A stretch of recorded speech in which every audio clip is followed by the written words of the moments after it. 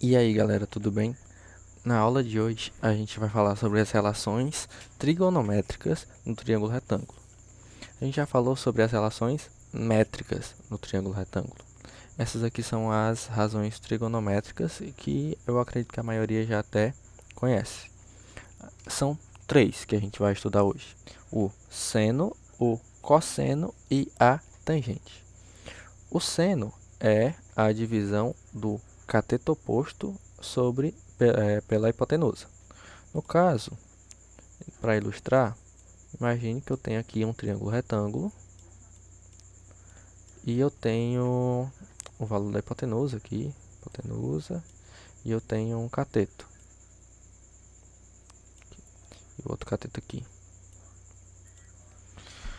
O seno ele está relacionado ao ângulo. Vamos chamar esse ângulo aqui de B também, tá? Porque ele está enxergando o lado B. A gente pode chamar esse ângulo também de B.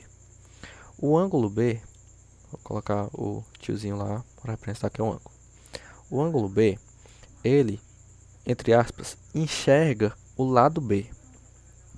E seno, cosseno e tangente está se referindo ao ângulo, tá?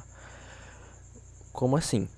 Quando a gente tem lá as relações métricas, a gente tem altura, a gente tem projeção e até os próprios catetos e a hipotenusa, aquilo são relações de métrica, são relações de medida em uma dimensão, em uma direção, né? Medida de espaço. Aqui a gente está medindo ângulos, aqui a gente tem noções, a gente tem relações que estão ligadas ao ângulo, tá bom? Por isso que o seno vai ser em relação a um ângulo. O seno do ângulo B vai ser a divisão do cateto a ele oposto pela hipotenusa. Então, aqui nesse caso, o seno do ângulo B, isso aqui é um E, tá? SN, seno do ângulo B, ele vai ser a medida do cateto oposto, que seria a medida B, né, sobre a hipotenusa A. Da mesma forma, aqui eu tendo o ângulo C, o seno do ângulo C seria o cateto a ele oposto, no caso, seria C, cateto C, que seria agora essa medida, tá, sobre a hipotenusa A. Cateto são os lados do triângulo retângulo que não são opostos a um ângulo de 90 graus, tá? Ou seja, a gente tem dois catetos. Aqui é o cateto C, porque aqui a gente, como disse que é um triângulo retângulo, ali a gente convenciona que ali tem 90 graus.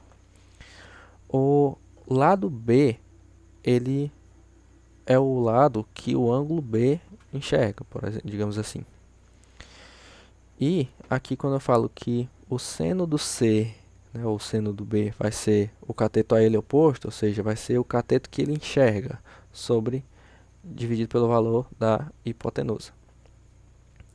E no caso também, além de seno, a gente tem cosseno, que seria o cateto adjacente. Aqui no ângulo B seria o C, seria o cateto a ele adjacente. C dividido pela hipotenusa A. E do ângulo C seria B dividido pela hipotenusa A. Isso seria o cosseno.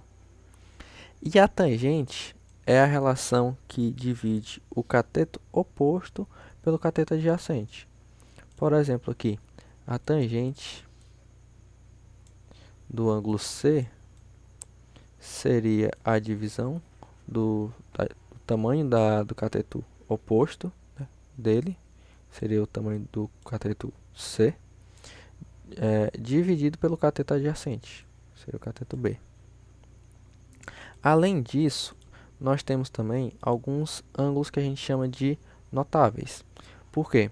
Porque geralmente eles têm a característica de que a maioria das atividades de matemática vão aparecer eles.